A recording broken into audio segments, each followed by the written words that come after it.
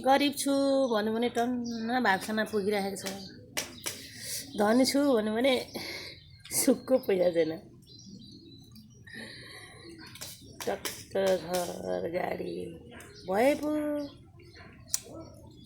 अनि धनी छु भन्नु।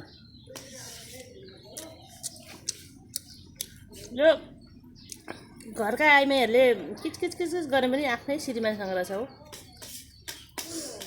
अर्का श्रीमान त सधैँ राम्रो देखिन्छन् अरे। हो कि न केटीहरू विचार गर है, बिहे गर्ने बेलामा चाहिँ विचार गर है। आफ्नो श्रीमान सधैँ कचकच कचकच गर्न गरिन्छ अरे आफ्नो श्रीमानसँग। अर्का श्रीमान त त्यसै राम्रो देखिन्छन् अरे, त्यसै भन्छ नि समाजमा। हो कि होइन है, घिउ खानु पऱ्यो, जन्म राम्रो पऱ्यो। सबै पर्दैन है लु ए त्यसै मोटो जान ती माथि अब यत्रो